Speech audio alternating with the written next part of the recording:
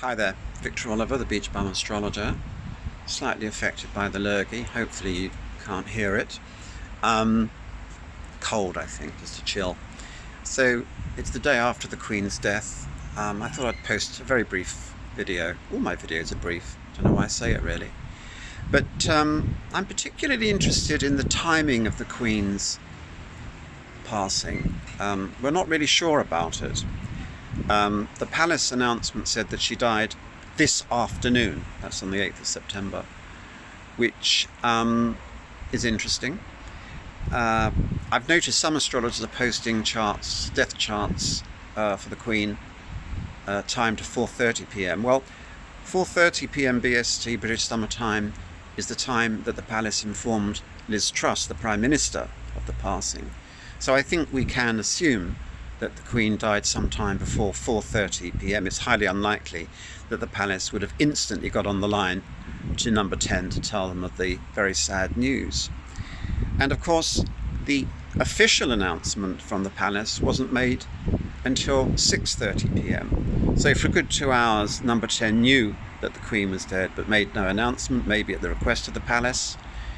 But I suppose the point I want to build up to is this idea that, particularly where the death of monarchs is concerned, often announcements are delayed. It's happened in the past, and I think it happened this time.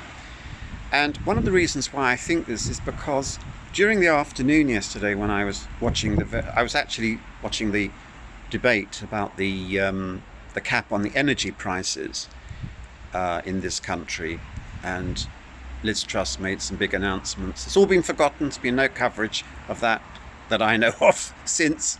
It's all been dominated by the death of the Queen, understandably, I guess. But Lady Colin Campbell posted a video. She put out a podcast. It's part of a regular series of shows that she puts out, usually slagging off Meghan and Harry.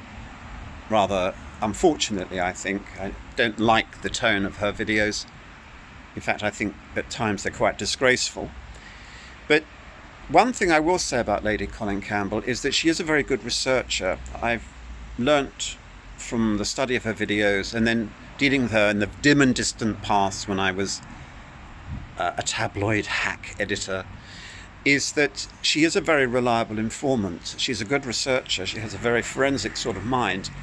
Just to remind you, she wrote the first book about the Diana-Charles marriage and its dysfunctionality sometime before the Andrew Morton book. And many of the stories in the Morton book can actually be read in Lady Colin's book about Diana. There are lots of other stories I can tell you about Lady Colin and her forensic skills. And she actually announced sometime before the public knew, and perhaps even the Prime Minister knew. She posted a video declaring that the Queen had died at 14:37 BST. And I was emailing one or two close friends quite some time before the official announcement saying that Lady Colin is saying that the Queen has died. So people who are posting death charts for the Queen may want to consider the 14:37 time, although I'm not in a position excuse me, to confirm that. I'm certainly not saying that that is to be the preferred time, but it's certainly something to consider. Certainly 4:30 p.m. is not the correct time, but it's up to you.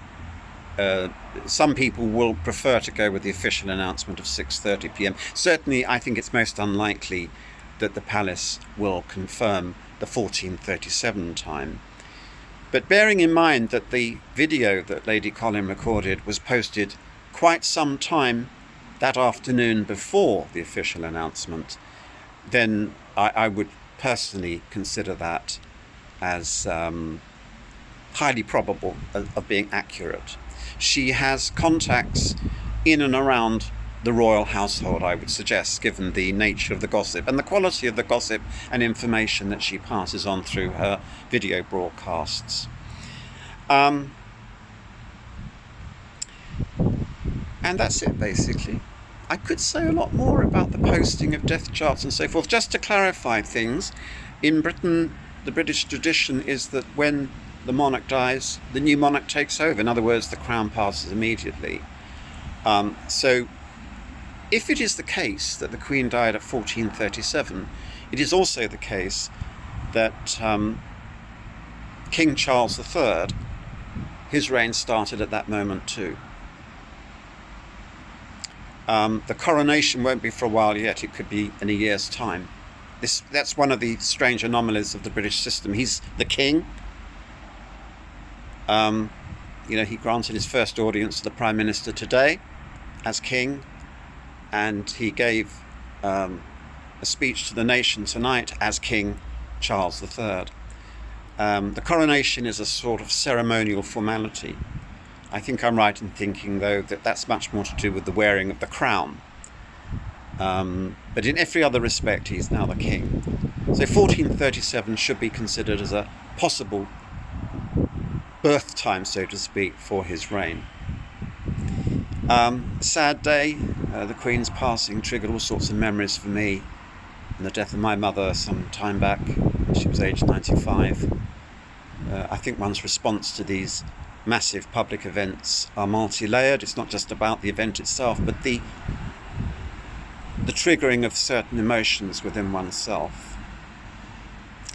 So a slightly somber Beach Bum Astrology podcast tonight, but nice to talk to you, and speak to you again soon.